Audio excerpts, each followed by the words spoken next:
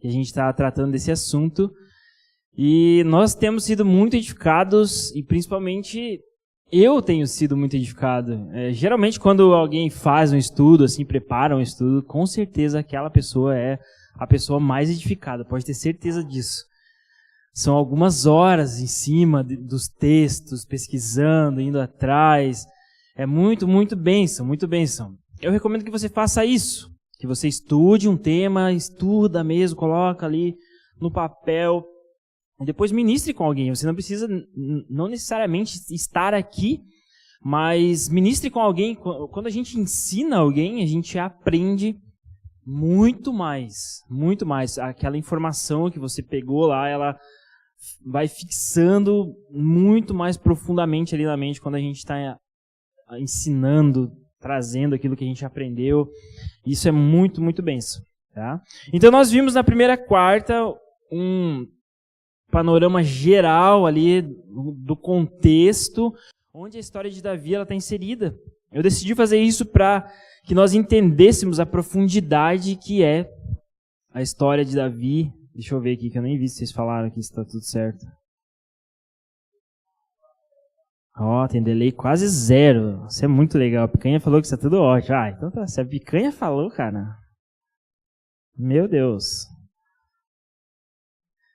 Então na primeira quarta, né, eu dei esse panorama geral para a gente entender a grandeza, a profundidade. E nós vimos ali que um reinado, ele não era a vontade perfeita de Deus, né? Deus, ele queria ser o rei, governar o seu povo, e ele vinha fazendo isso já desde ali de Moisés, depois com os juízes, né? Josué ali na tomada das terras, os juízes. Sempre que uma causa se levantava, o Senhor levantava alguém, um líder no meio do povo, que liderava o povo em função daquela causa. E assim Deus, ele ia governando o seu povo como o seu rei. E o que aconteceu? Nós vimos que as referências ali do povo de Israel, né, não eram muito boas. Existiam muitas nações ao redor deles, muitas delas querendo invadir a todo momento, querendo tomar as terras, né? E ali eles viram que essas nações tinham um rei, e esse rei era quem dominava e dizia para onde eles iam, o que eles deveriam fazer. Eles acharam aquilo muito bom. E a grande verdade é que esses reis dessas outras nações, eles eram tidos até como deuses. Eu não lembro se eu falei sobre isso, mas isso é um fato bem importante. Esses reis, geralmente, eles eram adorados como uma divindade. A gente vê um pouco isso ali no relato de Êxodo, né? Onde Faraó, ele era tido como um deus. E é por isso que Deus, ele não gosta dessa ideia, né? Deus, ele permite que o povo tenha um rei de tanta insistência do povo. Mas eles queriam realmente ter alguém ali para que eles até adorassem, né?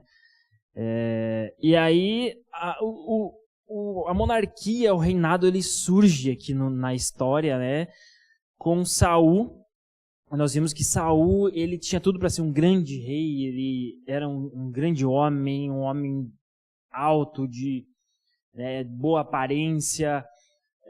Ele tinha tudo para ser um grande rei, Quando Samuel bateu os olhos nele, ele pensou, esse vai ser um grande rei. E ele foi muito desobediente, ele desobedeceu a Deus em 2 ocasiões.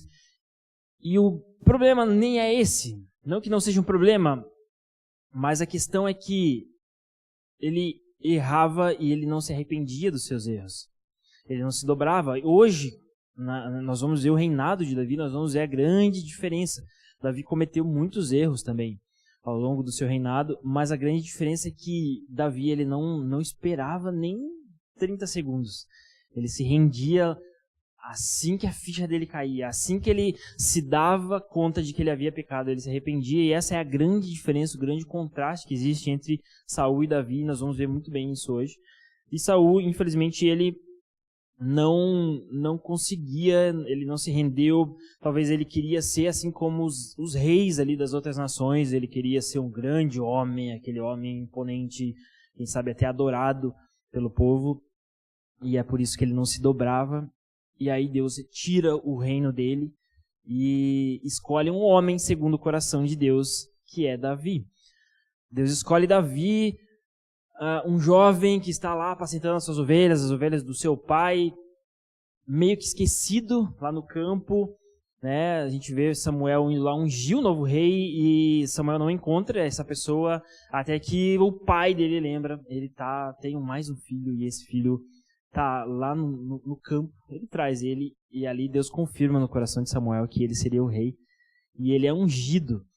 E Davi foi muito abençoado, onde Davi ia, ele guerreava, ele era vitorioso, e assim foi com Golias, a vitória de Golias, né, quando ele mata o gigante filisteu ali, aquela situação ali desencadeou uma série de perseguições, onde Saul começa a perseguir Davi para matar ele. Saul tenta matar ele com as próprias mãos 2 vezes, e em outras 8 ocasiões, bolando planos, levando o seu próprio exército para perseguir Davi, para matar ele, e ele nunca consegue, porque o Senhor estava com Davi. O Senhor abençoava os caminhos de Davi e protegia ele de Saul, até que Saul, completamente perdido no seu ego, ele, em batalha, ele vê os seus filhos morrerem, e ali, após essa cena, ele não suporta aquilo, e ele vê que os seus inimigos iriam vir contra ele para o matar, e então ele se atira em cima da sua espada. E ali ele morre.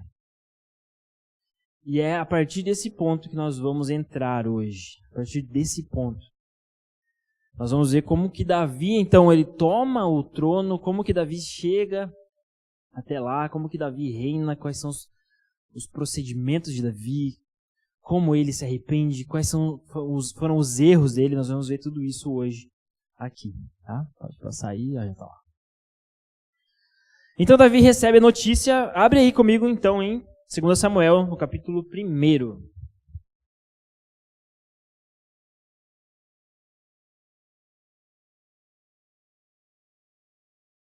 Para quem gosta de filme medieval, série medieval, tudo que vai acontecer aqui tem muito a ver com isso. Eu ia lendo e vendo as cenas, sabe? E é muito louco isso, muito louco. Se você gosta, você vai se identificar muito com muita coisa que eu vou falar aqui. Essa questão do reinado, de tomar posse, de um querer trair o outro, uma doideira. Então Davi recebe a notícia da morte de Saul. 2 Samuel, capítulo 1, versículo 6, diz assim, ó. Então o moço, portador das notícias, disse: Cheguei, por acaso, ao monte de Boa, eis que Saul estava apoiado sobre a sua lança. E os carros de guerra e a cavalaria se aproximaram dele, olhando ele para trás, me viu e me chamou. Eu disse: Eis-me aqui. Ele me perguntou: Quem é você? E eu respondi: Eu sou a Amalequita. Então ele me disse: Venha aqui e me mate, pois me sinto vencido de cãibra, embora ainda esteja bem lúcido. Então me aproximei dele e o matei, porque eu sabia que ele não viveria depois de ter caído. Peguei a coroa que ele tinha na cabeça e o bracelete e o trouxe aqui ao meu senhor. Então Davi rasgou as suas próprias roupas e todos os homens que estavam com ele fizeram o mesmo. Prantearam, choraram, jejuaram até a tarde por Saul, por Jonatas, seu filho, pelo povo do Senhor e pela casa de Israel, porque tinha caído a espada. Então é muito tremendo ver que, mesmo depois de toda aquela perseguição que nós vimos na semana passada, né, Saul sendo tão mal com Davi, o perseguindo injustamente, apesar de tudo isso, Davi, ele não se alegra com a morte de Saul. Davi tinha Saul como um pai. Ele amava Saul. E quando ele recebe essa notícia, ele entra em prantos. Ele rasga suas vestes e ele não aceita aquela situação. Esse rapaz aqui que termina de matar Saul, ele chega ali para Davi trazendo a coroa, começa a prestar atenção na forma que Davi vai tomar posse do trono, tá? As coisas elas vão acontecendo. Davi ele não precisa se esforçar para isso. E o primeiro aspecto disso é que a coroa ela chega até ele, sem ele fazer esforço, sem ele ir atrás.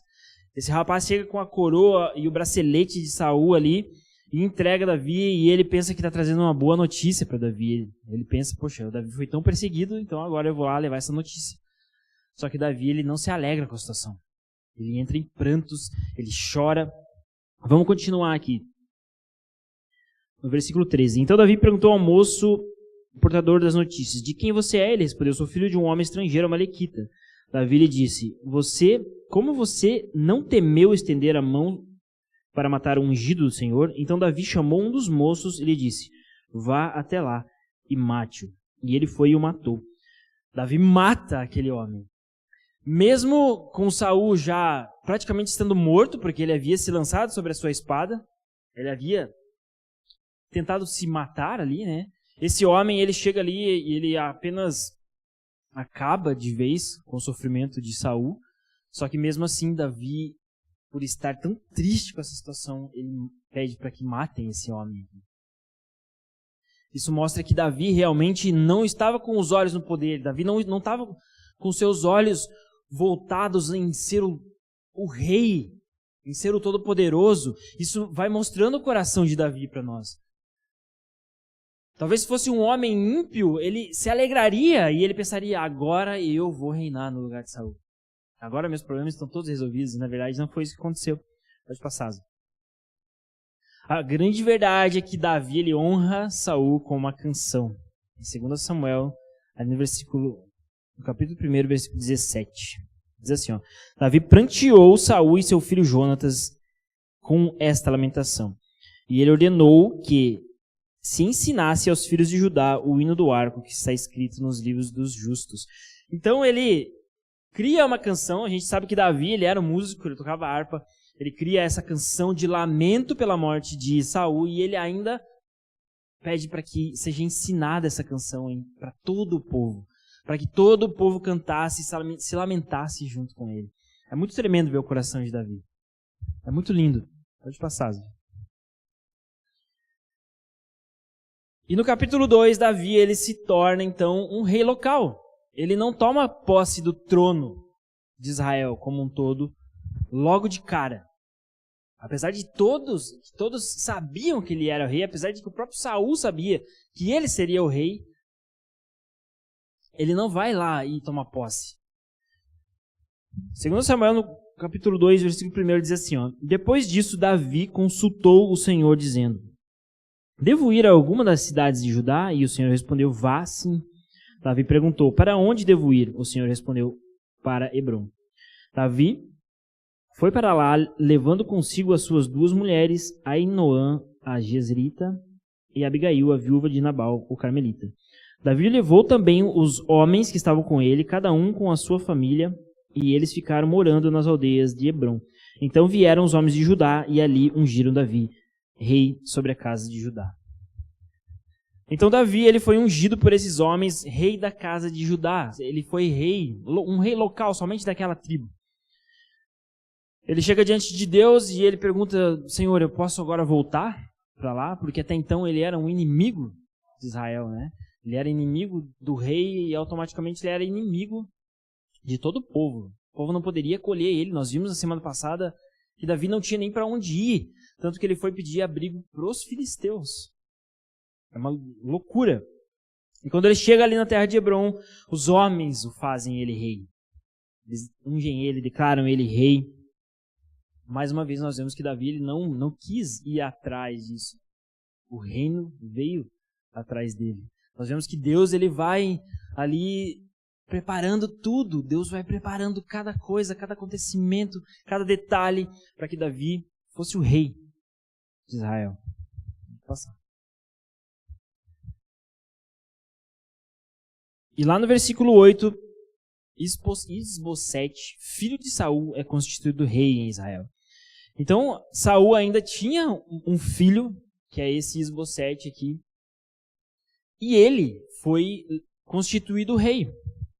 Aqui no versículo 8 diz assim, Abner, filho de Ner, capitão do exército de Saul, levou Isbosete, filho de Saul, para Manaim.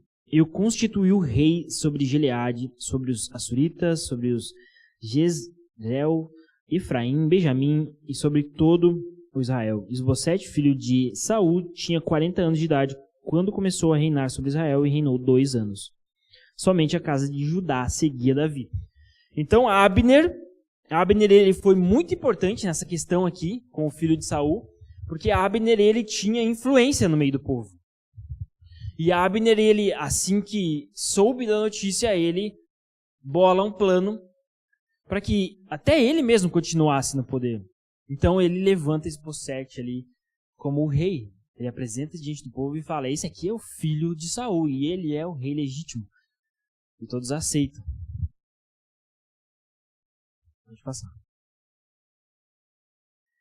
E o que acontece? Então nós temos a seguinte situação. Nós temos o filho de Saul reinando sobre todo Israel. E nós temos Davi sendo o rei de Judá, um rei local. E é claro que a situação começa a ficar complicada entre eles. Eles, apesar de serem irmãos, apesar de serem da mesma nação, de terem vindo, de terem as mesmas origens, eles agora se tornam inimigos. E eles começam a lutar entre si. E acontece a primeira batalha aqui entre o reino de Davi e o de Isbosete. E Davi nem está envolvido aqui. São os seus capitães ali que começam a entrar em batalhas. Eu coloquei um resuminho aqui. Abner saiu com os homens de Isbosete e encontrou Joabe com os servos de Davi. Lutaram por horas e o resultado foi a derrota de Israel. Então, eles estavam numa terra não muito grande. E eles saíam nas suas investidas e em uma dessas eles se encontraram. Sem querer, eles se encontram ali e ali eles começam a lutar. Vamos ler aqui no versículo 30, capítulo 2, versículo 30, diz assim, Joabe, que era o capitão de Davi, deixou de perseguir Abner e tendo reunido todo o povo, verificou que faltava 19 dos homens de Davi, além de Azael. Então haviam morrido 19 homens de Davi. Porém, os servos de Davi tinham matado dentre os de Benjamim e dentre os soldados de Abner 360 homens. Então, foi terrível aqui essa primeira batalha. 360 homens de Israel morrem contra 19 dos homens de Davi. Então, em tudo, nós vamos vendo que Davi, ele era guardado por Deus, abençoado, ele começa a ganhar muitas batalhas. E o que acontece logo em seguida? Abner faz uma aliança com Davi. Vamos ler aqui, capítulo 3, versículo 7. Capítulo 3, versículo 7. Diz assim, Saul teve uma concubina chamada Rispa, filha de Aiá, e Isbosete perguntou a Abner: por que você teve relações com a concubina de meu pai? Abner ficou indignado com as palavras de Isbosete e disse: sou eu um cão a serviço de Judá?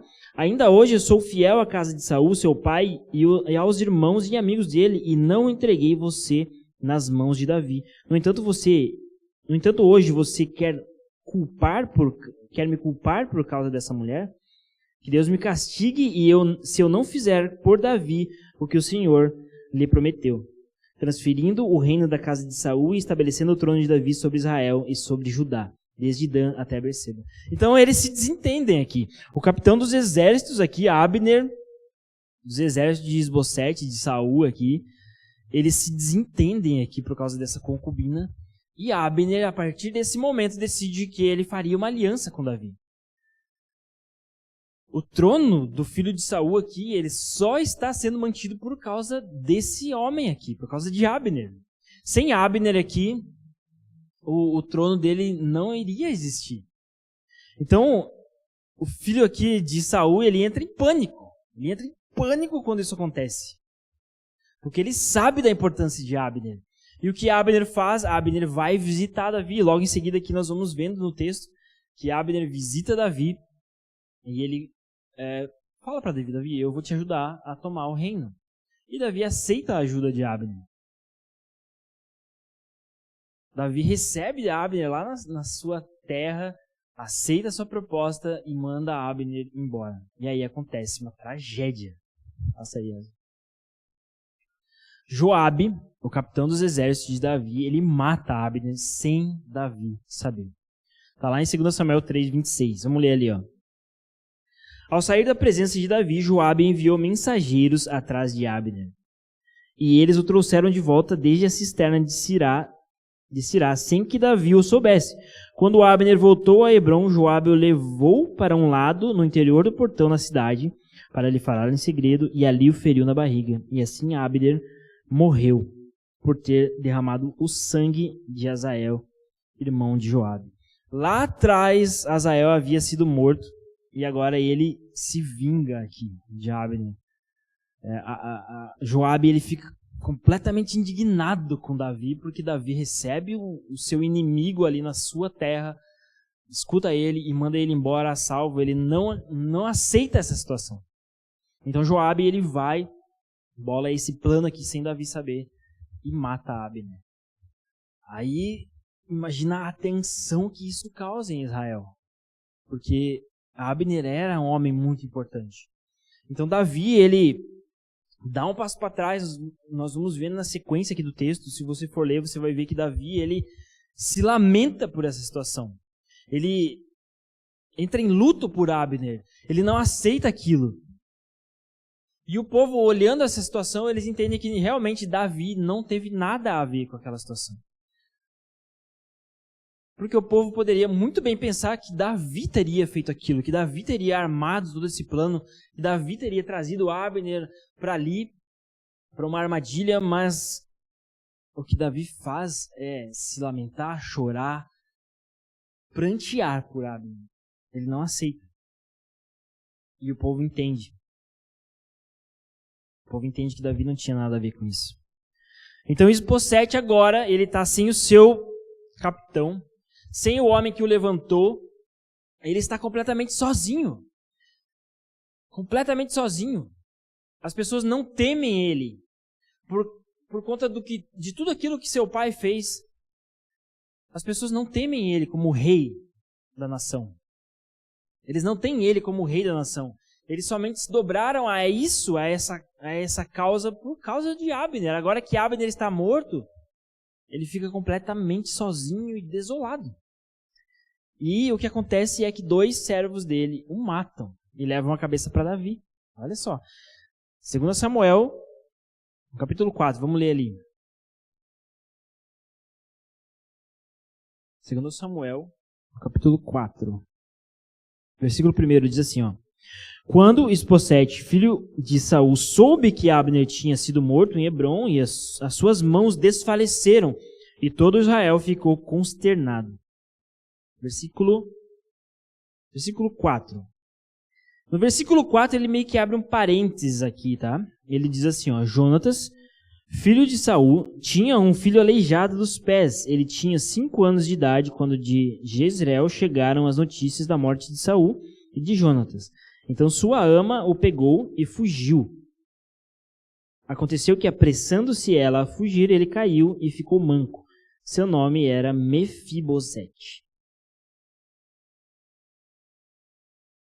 Então, quando chega a notícia da morte de Saul, o neto de Saul aqui, ele é tirado dali por medo. A sua mãe aqui fica com medo de que pessoas viessem matar ele, e nessa fuga ela deixa ele cair e ele fica aleijado nesse momento. E nós vamos ver lá no capítulo 9 que Davi, ele já rei, ele poderia muito bem ter matado Mefibosete, porque se agora Isbosete não era rei, Mefibosete poderia querer o trono para si. Ele poderia falar, eu sou o rei legítimo. Então o Davi, ele começa a procurar, ele encontra Mefibosete e ele trata ele como um próprio filho, para honrar Jonatas, para honrar Saul. Mais uma vez, Davi mostra o seu coração.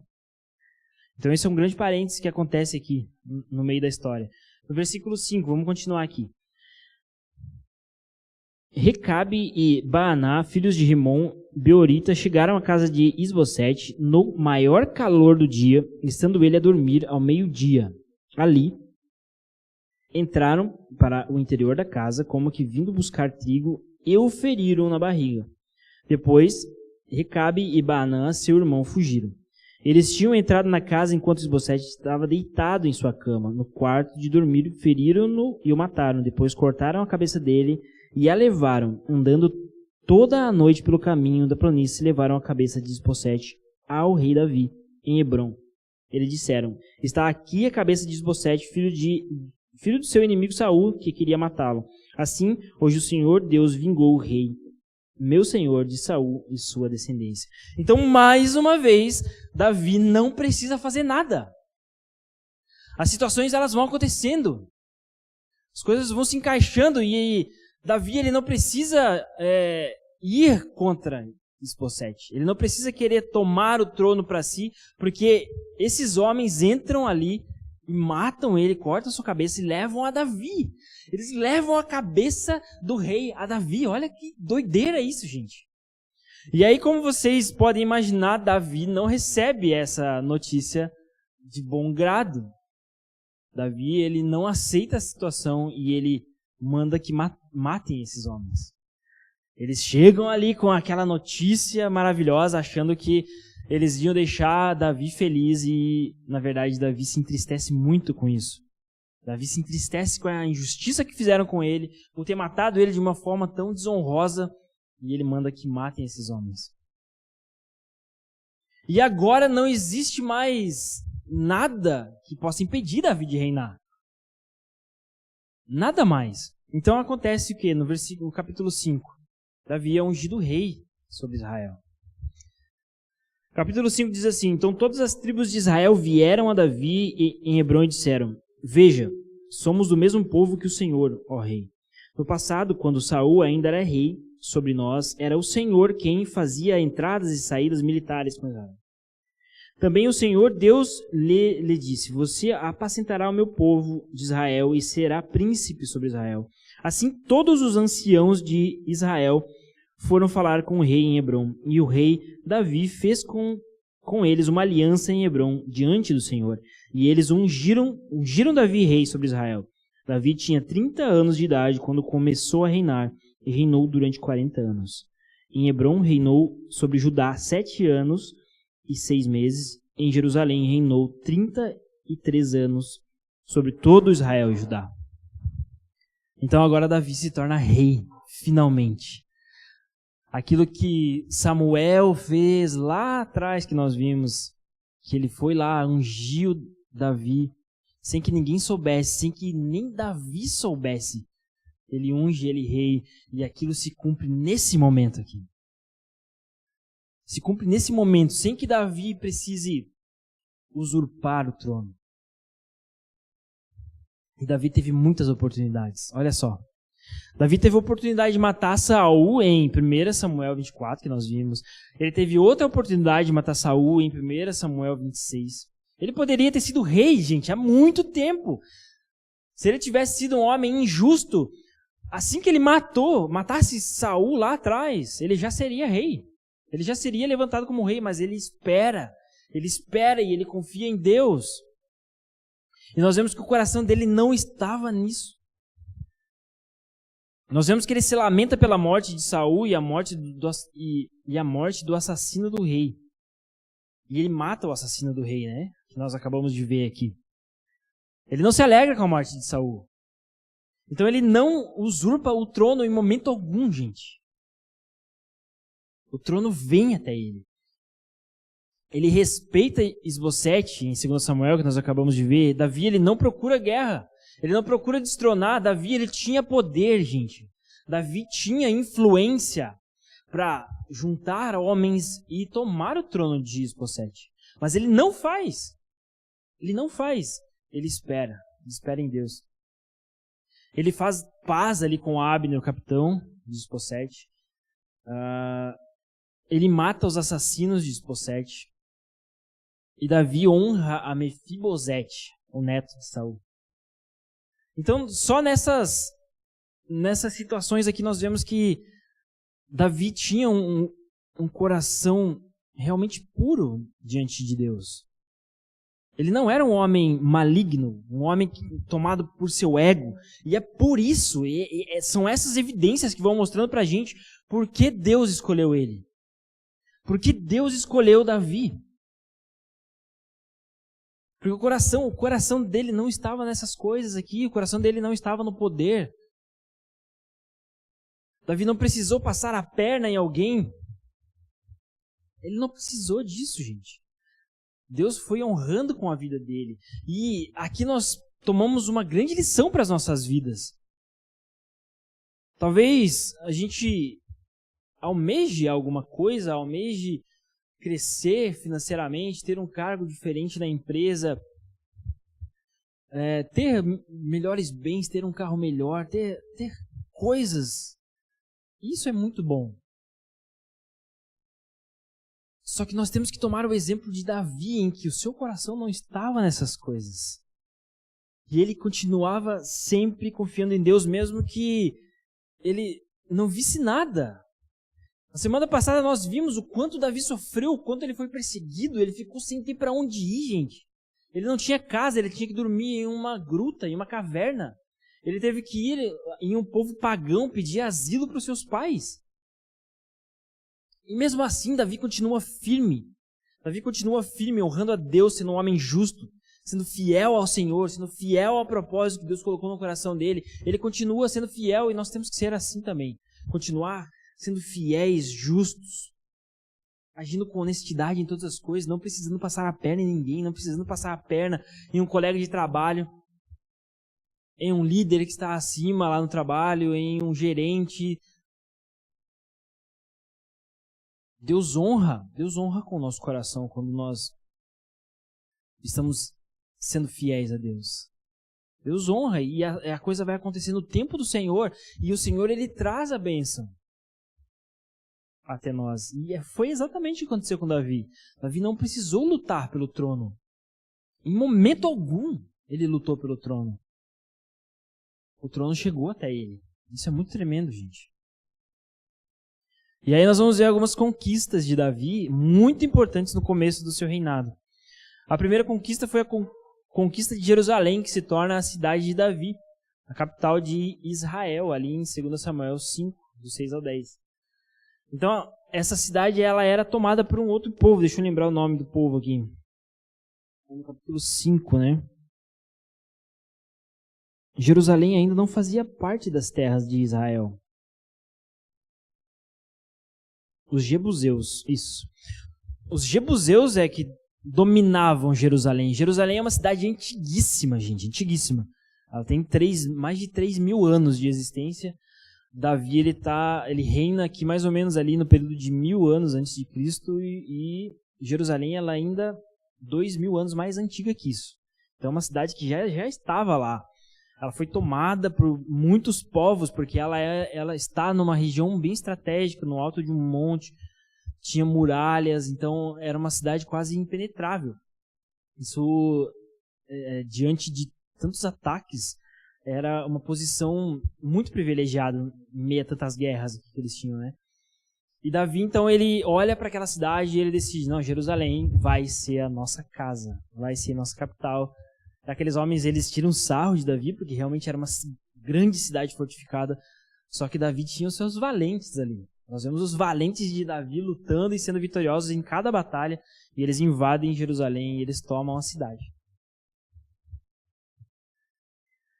Segundo ponto aqui, Davi derrota os filisteus mais uma vez, né? Os filisteus eles ficam sabendo que Davi agora é rei e eles ficam indignados com isso. Davi é um antigo inimigo ali deles, né? Apesar de Davi ter pedido asilo lá para um dos reis filisteus, eles ainda continuam detestando Davi e eles descobrem que ele é rei, eles querem invadir novamente as terras e Davi derrota eles novamente. Esses homens não aprendem, cara. Os filisteus não aprendem que não dá para mexer com Davi. Davi leva a arca para Jerusalém. Então, Davi se estabelece em Jerusalém. Ele vê que aquele era um bom lugar para que aquele lugar fosse realmente capital, um lugar fortificado. E ele lembra da Arca da Aliança. A Arca da Aliança, lá no passado, ela tinha sido roubada pelos filisteus. É até um episódio muito engraçado, assim. Porque os filisteus roubam a Arca da Aliança, levam lá para o seu templo. E começa a acontecer um monte de tragédia no meio do povo. Um monte de praga começa a acontecer. E eles não veem outra alternativa a não ser colocar a Arca da Aliança em cima de um carro de bois, mandar os bois seguirem o rumo deles em direção a Israel. E eles devolvem a arca. A arca fica lá na casa de um não lembro o nome da pessoa aqui, mas ela fica muitos anos lá, muitos anos sem ter um lugar próprio para ela. Então Davi lembra disso e ele pensa, eu vou trazer a Arca da Aliança. E aí nesse episódio aqui que acontece a morte de Uzá, que é bem conhecido da gente, né? Que é naquele momento onde eles estão colocando a arca em cima dos carros de boi, e a arca ela vai tombar para o lado, e ele coloca a mão ali na arca e ele morre instantaneamente, né? Então Davi naquele momento ele entende a importância da Arca da Aliança, a santidade que aquilo representava, né? E ele volta a tentar levar ela, depois que ele soube que a arca foi deixada na casa de uma pessoa e aquela pessoa começou a ser abençoada, muito abençoada. Ele lembra novamente da arca e ele volta lá e agora ele faz tudo certinho. Vocês estão vendo aqui nessa ilustração ali embaixo, o jeito certo de levar a arca era daquele jeitinho ali, ó, que foi estabelecido lá nas leis de Moisés. Eles tinham que levar nos seus ombros, segurando ali naqueles varões, né? Então eles tinham colocado no carro de boi e aquilo não agradou a Deus. Por isso Uzá morreu. E nós vemos Davi dançando aqui, bem louco aqui na frente, né?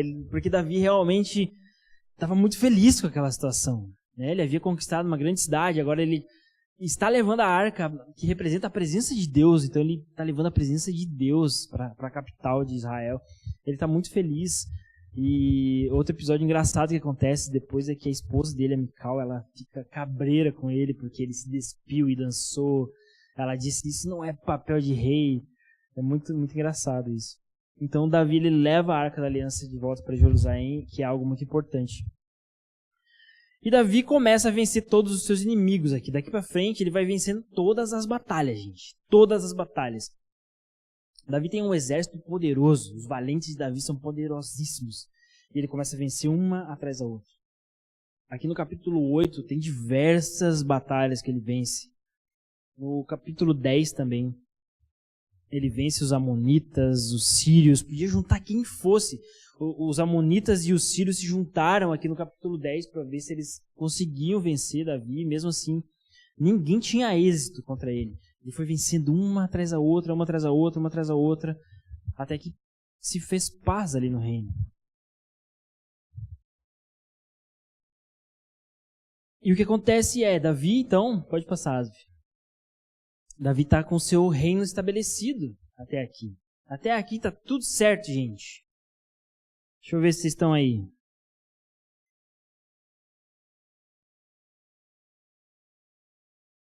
Fala para mim aí, tá tudo certo, André? Tô entendendo. Se você tá com alguma dúvida, pergunta aí antes que eu faça a virada aqui do assunto. O que quase colocou aqui?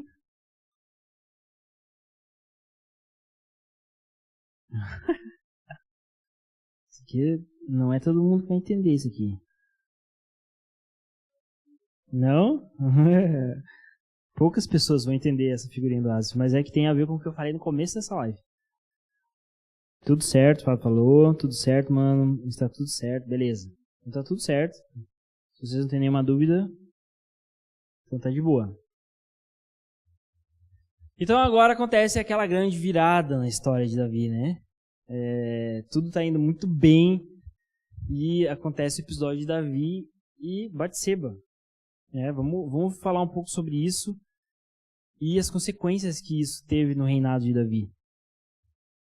Abre aí em 2 Samuel, no capítulo 11.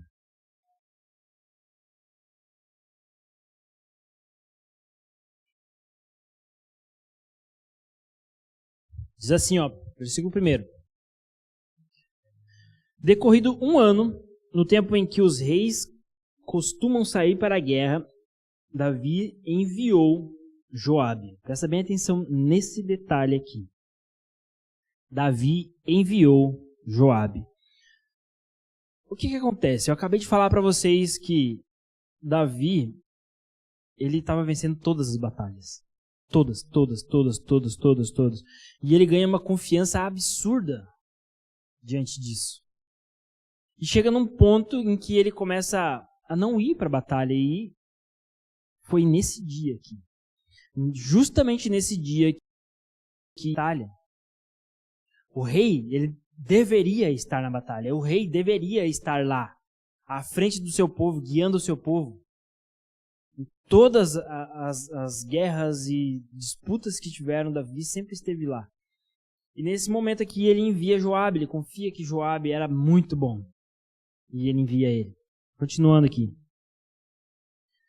Davi enviou Joabe, seus oficiais e todo Israel. Eles destruíram os filhos de Amon e sitiaram a cidade de Rabá. Mas Davi ficou em Jerusalém. Então, aquela confiança que Davi tinha não era por acaso. Ele enviou Joabe, ele não foi para lá e mesmo assim eles ganharam a guerra. Eles eram muito bons mesmo. Versículo 2. Em uma tarde, Davi se levantou do seu leito e andava passeando no terraço do palácio real. Dali viu uma mulher que estava tomando banho. Ela era muito bonita. Davi mandou perguntar quem era. Disseram-lhe: é Batseba, filha de Eliã e mulher de Urias, o heteu. Então Davi mandou mensageiros que a trouxesse. Ela veio e ele se deitou com ela. Ora, Batseba tinha acabado de se purificar da impureza da menstruação. Depois ela voltou para casa. A mulher concebeu e mandou dizer a Davi: estou grávida. Então isso aqui, gente, é uma tragédia. A gente está vendo ali, ó, naquela ilustração que eu coloquei, Davi bem de boa. Seus homens estão lá na batalha, lutando pelo reino. Ele manda o seu capitão e ele fica só relaxado. Fica de boa lá no palácio. E ele está ali, ó, observando tudo aquilo que ele conquistou. E de repente ele bate o olho lá embaixo e ele vê aquela mulher bonita se banhando. E ali ele se apaixona por aquela mulher e ele manda chamar ela. E ela vem e ele engravida essa mulher. Ele engravida ela. A gente tem que ter a noção da gravidade disso aqui no meio desse contexto. Isso é adultério, isso é punido com morte, gente. Nas leis de Israel aqui, isso é punido com morte. Tanto ele quanto ela deveriam ali ser apedrejados. Ela, com certeza, ela não escaparia de ser apedrejada. E é por isso que Davi, ele entra em desespero aqui. Pode passar, Asa. Davi agora, aquele bom homem, aquele homem que venceu todas as batalhas, aquele homem que não se corrompeu, aquele homem que não buscou o trono, agora se vê desesperado e o seu lado mal aqui entra em ação. Ele começa a arquitetar, a planejar como que ele ia se livrar dessa situação. E aí segue o texto, versículo 6. Então Davi enviou mensageiros a Joabe, dizendo: mande-me Urias, o heteu. E Joabe mandou Urias a Davi. Urias estava lá na batalha, certo?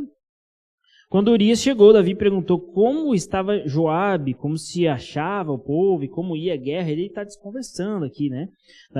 Depois Davi disse a Urias: vá para casa e descanse. Urias saiu do palácio e logo saiu atrás dele um presente do rei. Porém, Urias dormiu junto ao portão do palácio, com todos os servos do seu senhor, e não foi para casa. Relataram isso a Davi, dizendo: Urias não foi para casa. Então Davi disse a Urias: Você não vem de uma viagem? Por que não foi para casa? Urias respondeu: A arca, Israel e Judá ficaram em tendas. Joabe, meu senhor, e os servos do meu senhor estão acampados ao ar livre. Como poderia eu ir para casa, comer e beber e me deitar com a minha mulher? Juro pela vida do rei que não farei tal coisa. Olha só, gente. Nós não estamos falando de um homem qualquer aqui. Era um homem, Urias era um homem temente ao Senhor. Era um homem justo. Ele olhou para aquela situação e ele se achou indigno. Ele lembrou que os seus companheiros estavam em batalha.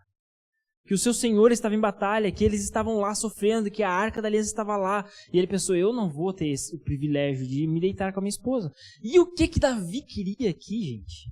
Qual é o plano? Batseba está grávida, então ele tenta fazer com que Urias se deite com a sua esposa, para que aquele filho que está na barriga dela se dê a entender que era dele. Olha que loucura! Esse Davi, ele é quase que irreconhecível diante de tudo que a gente viu até aqui. Só que Urias, ele não aceita essa situação. Ele não se deita com a sua esposa. Nós vamos pro próximo aqui. Davi, então, orquestra a morte dele. Porque se Urias não morre, gente, Davi não poderia tomar Batseba, porque foi isso que passou na cabeça dele. Ele pensou, eu vou salvar Batseba, vou me livrar dessa situação, vou me livrar de uma vergonha, tomando ela por mulher, mas o único jeito dela ser a mulher dele era ela sendo viúva. E tudo isso começa a maquinar aqui, ó, martelar na cabeça de Davi, martela na cabeça dele, vai martelando, até que ele tem um plano de matar ele. Ele chama Urias, entrega uma carta para ele, olha que perversidade de Davi. Entrega uma carta para Urias, e nessa carta continha o plano para a morte dele. Ele sabia que Urias era um homem tão honrado que ele jamais abriria aquela carta. Então aquela carta é pega por Urias, Urias leva essa carta para o capitão do exército de Davi, e lá nessa carta dizia para que eles colocassem ele à frente de batalha e recuassem, e deixassem que ele morresse. E foi exatamente o que aconteceu. No versículo 26, olha só. Quando a mulher de Urias soube que o seu marido era morto, ela chorou por ele. Passado o luto, Davi mandou buscá-la e a trouxe para o palácio. Ela se tornou sua mulher e lhe deu um filho. Porém, isso que Davi tinha feito pareceu mal aos olhos do Senhor. Então ele vai lá, ele mata Urias, ele planeja tudo isso, toma ela por mulher, para que aquela gravidez agora fosse entendida que era um filho de Davi. Olha que loucura. Nós vemos ela chorando aqui, e aí nós vamos para o episódio mais famoso aqui, talvez, mais triste, né, de 2 Samuel, que é o capítulo 12. Vamos ler aqui. O Senhor enviou Natã a Davi. Natã foi falar com Davi e lhe disse: havia numa cidade 2 homens, um rico e um pobre.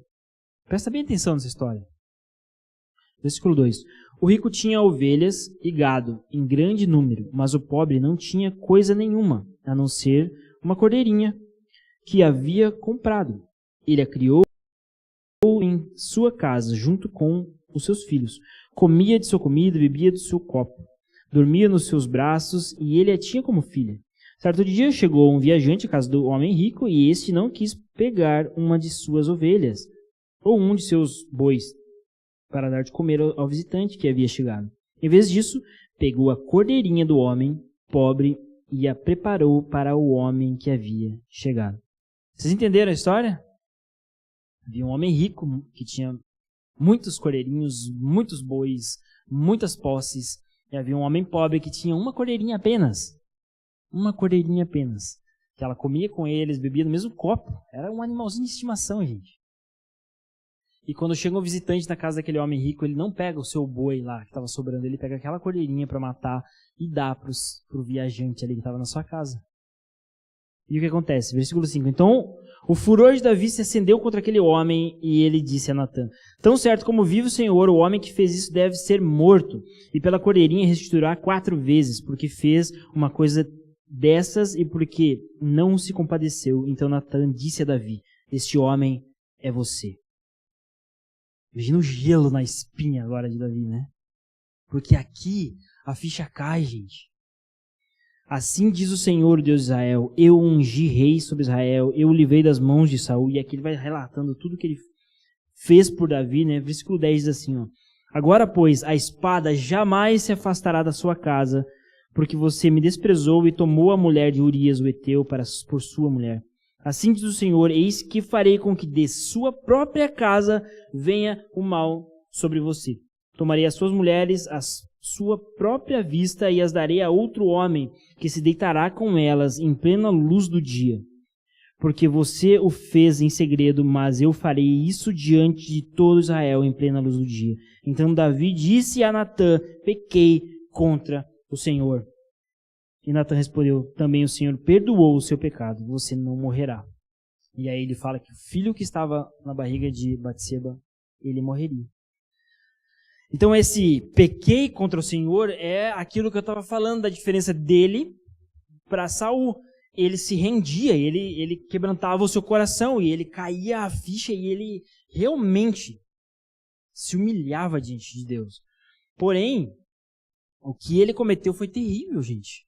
foi um pecado ainda maior, não que exista pecado maior ou menor, né? Mas as consequências do que ele fez foram muito maiores do que aquelas que Saul fez. Né? Isso mostra o quanto Deus ele olha para um coração quebrantado. Olha a importância de nós nos quebrantarmos, nos rendermos, pedirmos perdão, sermos humildes diante do Senhor. Essa aqui é importante. O coração de Davi perdoou a ele, mas as consequências não foram tiradas. Olha só.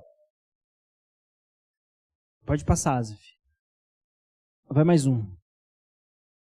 Aí. O Senhor fala para Davi, a espada jamais se afastará de sua casa. Ele fala, e eis que farei que de sua própria casa venha o mal sobre você. E a outra coisa que eu não coloquei aqui é, eu vou pegar as suas mulheres e vou entregar na mão de outro homem e ele vai tomar elas na luz do dia. E tudo isso vai acontecer daqui para frente, gente.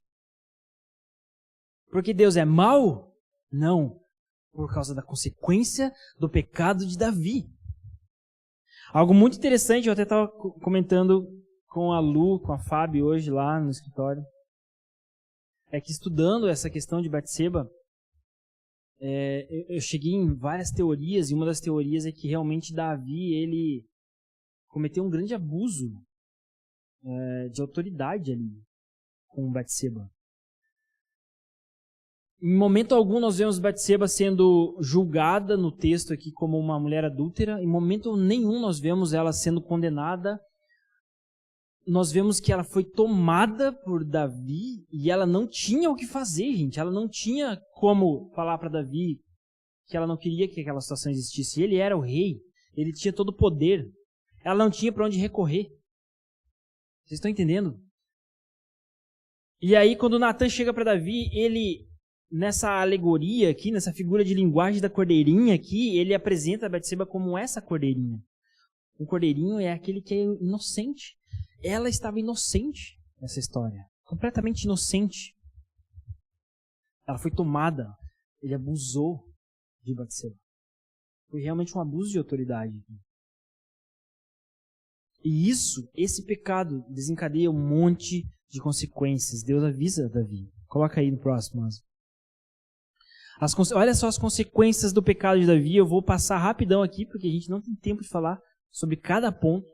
Mas é importante que a gente saiba que tudo aquilo que Deus falou vai acontecer. Tudo aquilo.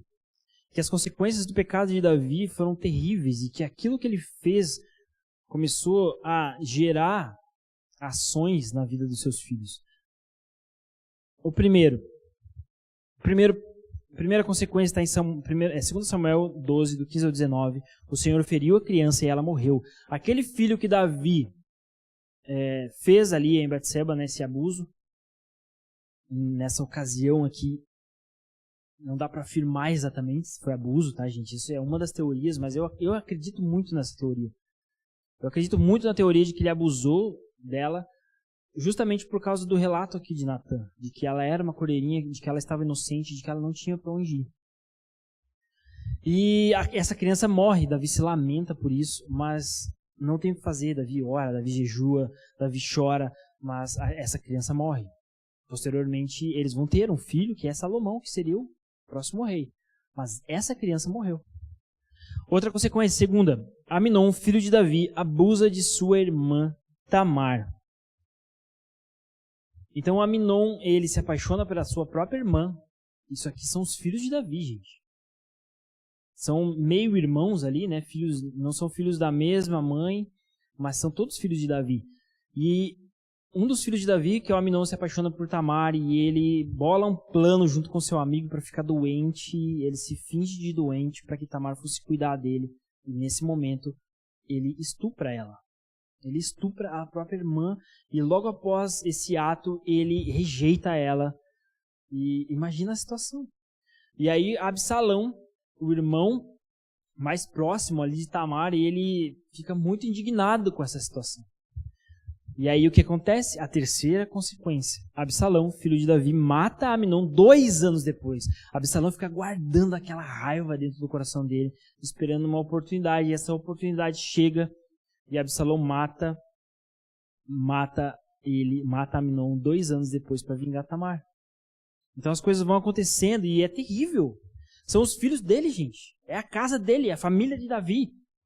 Não são homens, servos, são seus próprios filhos.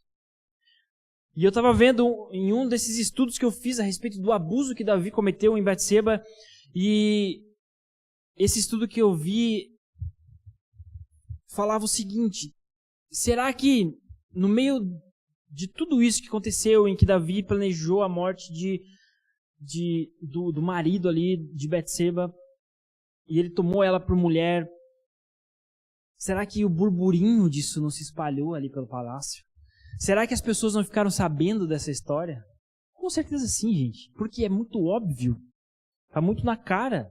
Está muito na cara o que aconteceu aqui. E talvez essa história tenha chegado até os filhos de Davi. E talvez essa história chegou até Aminon. E agora Aminon, tomado por esse sentimento de que seu pai tomou uma mulher que não era dele, talvez ele se achou no direito de tomar uma mulher que não era dele. Será que isso não aconteceu, gente? A gente vê aqui que o exemplo de um pai, ele pode ter consequências muito boas na vida de um filho, como pode ter consequências terríveis. Davi era um homem justo, um homem que se arrependia dos seus pecados, mas isso que ele cometeu causou grande tragédia na sua casa. Ele manchou sua imagem diante dos seus filhos. Temos que cuidar muito com isso, gente. Porque era justamente no momento em que Davi ele tinha estabelecido o seu trono. Era justamente no momento em que Davi tinha tudo nas suas mãos. Ele vencia todas as batalhas. E é nesse momento que ele relaxou. Ele deixou de vigiar. E assim temos que ser, nós também, nós temos que vigiar, irmãos. Tomar o exemplo de Davi e não fazer a mesma coisa. Achar que nós já somos crentes o suficiente, achar que nós já temos muito tempo de caminhada, e é nesse momento que nós nos damos mal, porque paramos de vigiar, paramos de dar atenção para as intenções ruins do nosso coração, porque as intenções más, elas estão aqui todos os dias em nosso coração. É todos os dias morrendo para nós mesmos, gente. Todos os dias nos arrependendo, todos os dias devemos clamar ao Senhor, todos os dias devemos estar na batalha, que era o lugar onde Davi deveria estar e não estava. Nós não podemos parar de lutar. Não podemos parar em nenhum momento de lutar contra a nossa carne, contra as nossas vontades, contra o nosso eu, contra o nosso ego. Quando nós relaxamos, nós nos colocamos em uma posição muito vulnerável. Esse domingo eu não vou pro culto. Tá tudo certo. Eu já sou bem maduro na fé. Toma cuidado, cara. Toma cuidado. Temos que tomar cuidado, irmãos. Em nome de Jesus, as consequências foram terríveis. Quarta consequência, Absalão conspira para roubar o trono de Davi. Então Absalão, ele é expulso do reino, ele fica morando em outras terras durante 3 anos. Davi, como ele tem um coração bom, ele recebe Absalão de volta em sua casa. E quando ele recebe Absalão de volta, Absalão começa a tramar um plano para tomar o trono de Davi, gente. E ele começa a agir como um político. Ele fica na beira do caminho lá, esperando o povo trazer as causas para Davi, né? O rei, ele julgava as causas. E Absalão fica interceptando essas pessoas. Fica interceptando cada um deles ali. E aí, cada pessoa que chegava ali com seus problemas, ele abraçava, beijava essas pessoas. E todas as causas deles eram resolvidas. E assim ele fez por 4 anos. E durante 4 anos ele foi ganhando popularidade. Durante 4 anos ele foi tramando esse plano contra o seu pai, até que ele aplica o golpe de Estado ali. Ele toma o trono de Davi, gente. Davi tem que fugir, que é a 5ª consequência. Davi precisa fugir de Absalão. Absalão, ele arma um plano tão bem feito que ele consegue iludir o povo, ele consegue iludir um dos principais conselheiros de Davi. Agora esse conselheiro de Davi está junto de Absalão, tramando contra Davi. Davi, ele não vê outra alternativa a não ser fugir. Porque se ele não foge naquele momento ali, ele teria que lutar contra o próprio filho, e talvez ele não queria isso. Ele foge. Ele foge. E a sexta consequência de Davi é morto em batalha. Então, quando Davi está nessa fuga, Absalão vai atrás dele, ele não espera a coisa esfriar, ele vai atrás de Davi para matar Davi mesmo. Ele queria matar e tomar de fato o trono. E nessa batalha ele se enrosca, seus cabelos se enroscam em uma árvore e ele fica ali com as perninhas balançando assim. Ele estava numa jumenta, a jumenta vai embora e ele fica com as perninhas balançando. E ali ele é morto. Então ele tem o seu filho, mais um filho morto. As consequências do pecado de Davi foram terríveis. Terríveis. Pode passar, Zé. E aí no final da vida de Davi, pode passar, tá? No final da vida de Davi, ele ainda comete mais um erro. Mais um erro. Ele é tentado a fazer um censo. E ele pede para que o seu capitão ali vá em todas as terras e conte quantos guerreiros ele tinha. E Deus ele não se agrada disso. E o próprio Davi, quando ele recebe os números ali desse censo, ele cai em si que ele tinha feito algo que não agradava a Deus. Nesse momento que Davi faz o censo, ele deixa de confiar no poder de Deus. Ele deixa de confiar de que todas aquelas vitórias que ele teve vieram do Senhor.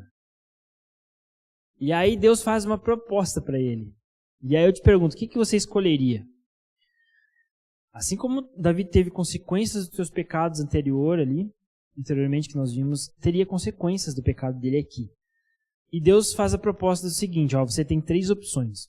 Você pode optar por 7 anos de fome, por 3 meses fugindo dos seus inimigos, ou 3 dias de peste na terra.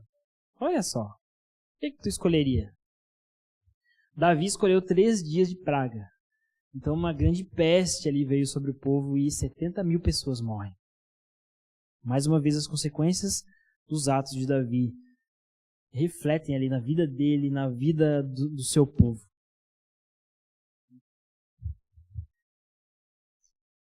E aí a gente já vai finalizar aqui com a morte de Davi. Vai lá em 1 Reis 2:10. Vai pulando aí.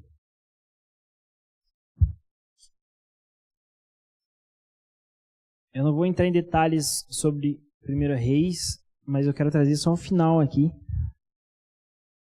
A morte de Davi e seu sucessor. 1 Reis 2:10 diz assim, Davi morreu e foi sepultado na cidade de Davi. Davi reinou sobre Israel durante 40 anos. 7 anos em Hebrom e 30 anos em Jerusalém. Salomão assentou-se no trono de Davi, seu pai, e o seu reino se fortificou. Nessa situação aqui de 1 Reis, Adonias, um dos filhos de Davi, ele tenta tomar posse do trono. Ele se coloca como rei, porque Davi estava muito velho. Ele já estava acamado. Então Adonias, ele se levanta, eu sou o rei. Só que o Senhor já tinha colocado no coração de Davi que Salomão seria rei. E Salomão e Davi, então, sabendo do que a Adonias estava tramando, ele se agiliza e ele levanta Salomão como o próximo rei. Então Davi morre em paz. E eu quero finalizar aqui, lá com as últimas palavras de Davi, que estão em 1 Samuel 23. Volta ali. Davi era um grande poeta, um grande músico. E as suas últimas palavras, elas estão registradas aqui, nesse pequeno salmo, dentro aqui de 2 Samuel, desculpa. Ali está primeiro, né? É 2 Samuel 23, tá? Desculpa. Abre aí.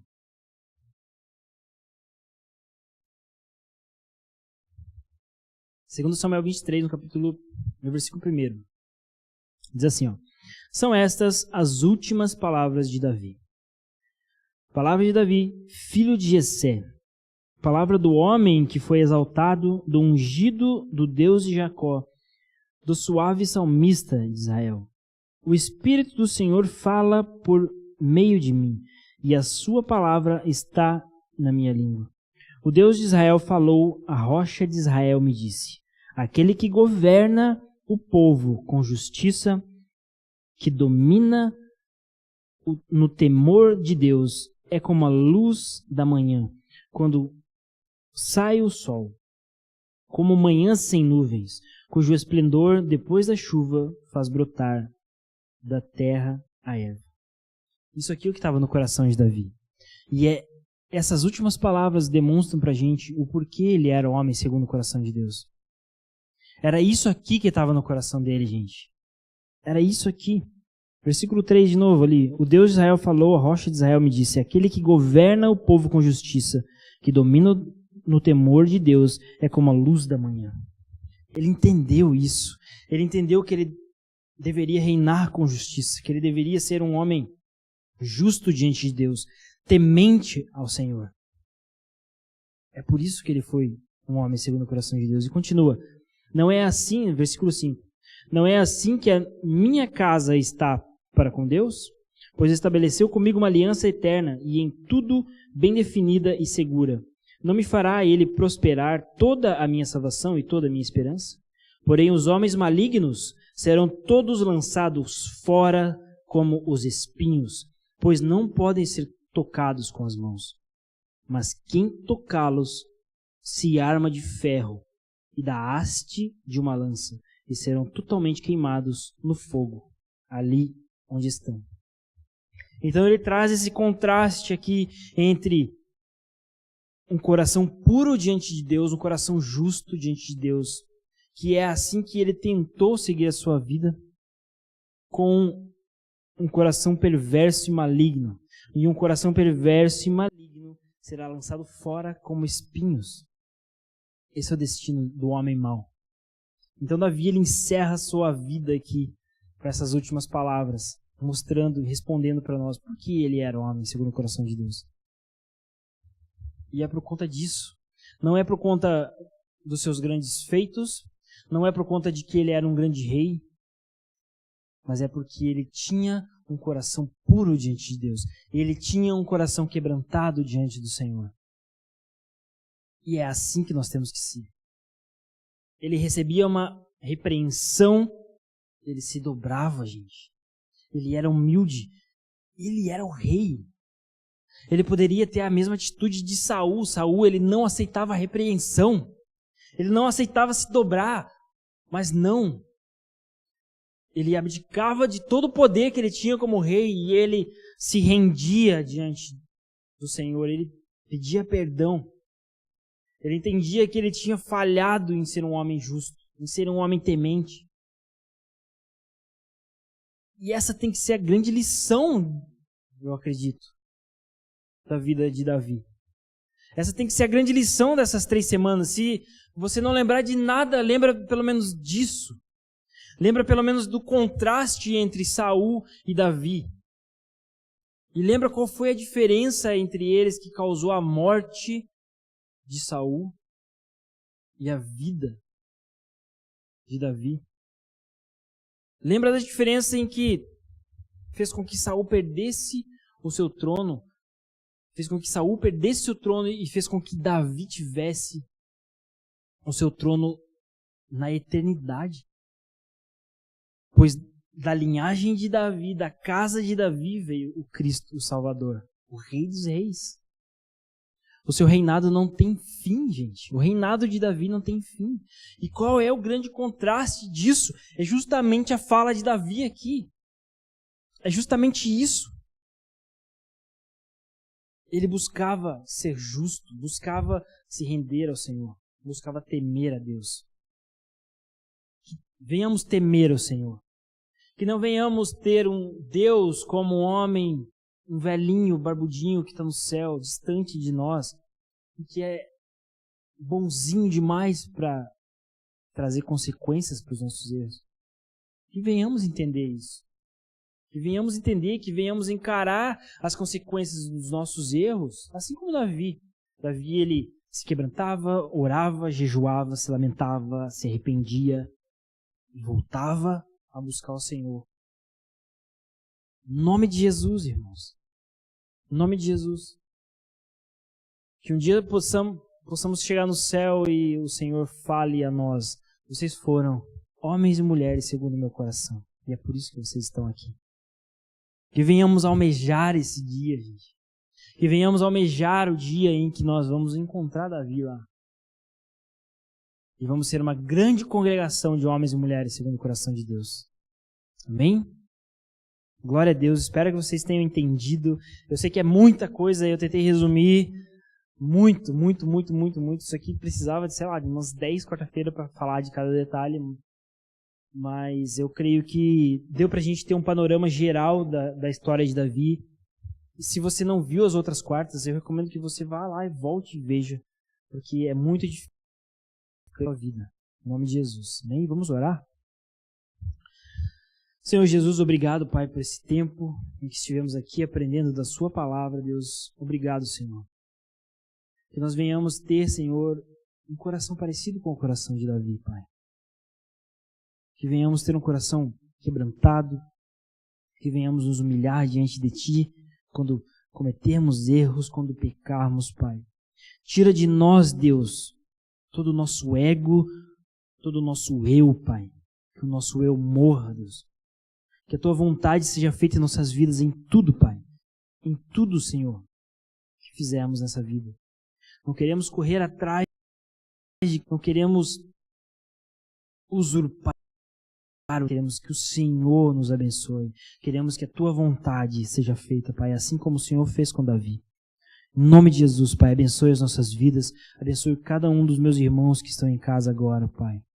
Em nome de Jesus, e nos ensina. Espírito Santo, nos ensina a ter esse coração. Um coração justo, puro e quebrantado diante de Ti.